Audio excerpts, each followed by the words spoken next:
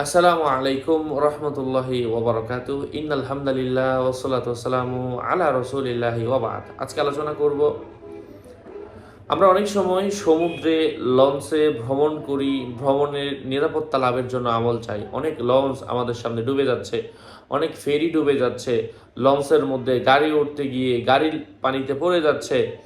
সমুদ্রের মধ্যে লঞ্চের মধ্যে পানিতে ওঠার পরে নিরাপত্তা লাভের জন্য আজকে কোরআনের একটা আয়াত শেয়ার করব।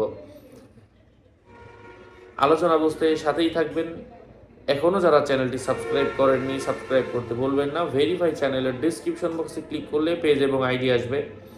এটা ছাড়া আলাদা অন্য কোনো পেজ নেই, আইডি নেই, ইমো নেই, হোয়াটসঅ্যাপ নেই, টিকটক নেই। নাম ছবি দেখে বিভ্রান্ত হওয়া যাবে না। প্রত্যেক ভিডিওতে আলাদা আমি সাবধান করি, সতর্ক করি।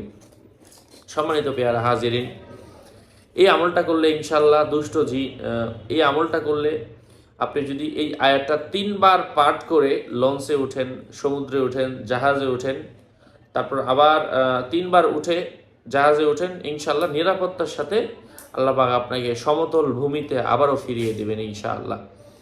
হয়তো আমরা যারা মরে যায় তারা তো আর এসে বলতে পারে না যে হায় হায় মরে গেলাম, বেঁচে থাকলে তো আমলটা করতাম, অত আমল না করার কারণে আমাদের এটা হলো।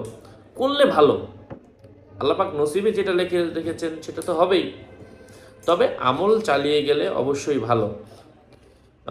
আমরা আসলে মুসলিম হিসাবে আল্লাহ পাক আমাদেরকে আমল করতে বলেছেন, আল্লাহর উপর দৃঢ় আস্থা রাখতে বলেছেন।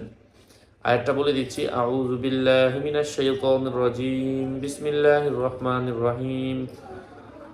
আল্লাহুল্লাযী সাখখারা লাকুমুল বাহরা লিতাজরিয়াল ফুলকু ফীহি বিআমরিহি ওয়া লিতাবতাগু মিন ফাদলিহি ওয়া লাআল্লাকুম তাশকুরুন। وسخر لكم ما في السماوات وما في الأرض جميعا منه إن في ذلك لآيات لقوم يتفكرون। আল্লাহ পাক আমলের তৌফিক দান করেন। আরও আপডেট পেতে সাথেই থাকবেন। সকলের মঙ্গল, সুস্বাস্থ্য, দীর্ঘায়ু কামনা করে এখানে শেষ করছি। দেখা হবে অন্য কোনো এপিসোডে। আসসালামু আলাইকুম ওয়া রাহমাতুল্লাহি ওয়া বারাকাতুহু।